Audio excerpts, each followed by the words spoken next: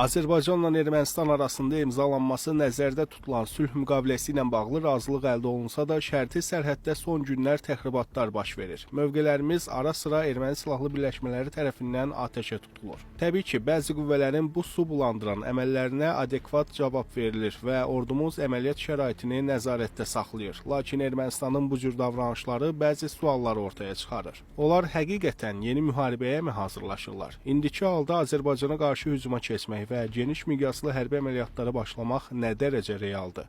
Ermənistan tərəfini nə qədər də yeni münaqişəyə təhrik etsələr də, mümkün ola biləcək 3-cü müharibədə Ermənistanın heç bir halda qalib çıxma şansı yoxdur. Çünki bunun hərbi gücün nisbəti, milli gücün nisbətinə baxanda paritet olaraq Global Firepower indeksinin hesablamalarına görə Azərbaycan Ermənistandan 31 pillə öndədir. Bu səbəbdən Ermənistan nə qədər silahlansa, onu cəsarətləndirən, silahlandıran qüvvələr Ermənistandan bu yöndə nə qədər maksimum faydalanmış olsalar da belə, sahədə 3-cü müharibədə Ermənistanın qalib çıxma şansı olmadığını Ermənistan bilir. Bu səbəbdən Ermənistan heç də çox həvəslənməməlidir. Şərti sərhəddəki təxribatlar sadəcə sülh müqaviləsində əldə olunan irəliləyişlərə xələl gətirmək, prosesi yubatmaq məqsədi daşıyır. Ekspertlər deyir ki, bu əməllərin arxasında güman ki, Nikol Paşinyana müxalif cəbhə və regionda sabitliyin yaranmasını istəməyən qüvvələr dayanır. Ermənistan hakimiyyəti monolit olmadığı kimi onu dəstəkləyən cəmiyyət də monolit deyil və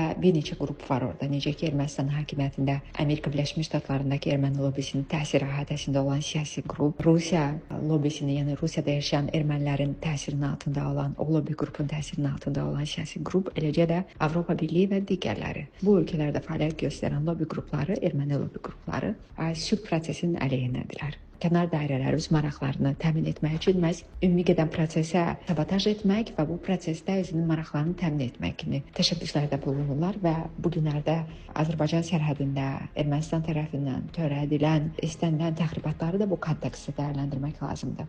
İstənilən halda Cənubi Qafqazda əmin-amanlığın bərqərar olunması Azərbaycanın irəli sürdüyü təkliflər əsasında sülh müqaviləsinin imzalanmasından asılıdır. Bu prosesə hər hansı yolla mane olmaq cəhdləri isə nəticəsiz olaraq qalacaq. Region xalqlarının rifahı üçün gec-tez asayiş təmin olunacaq. Əks halda isə Ermənistanı növbəti fiasko gözləyir.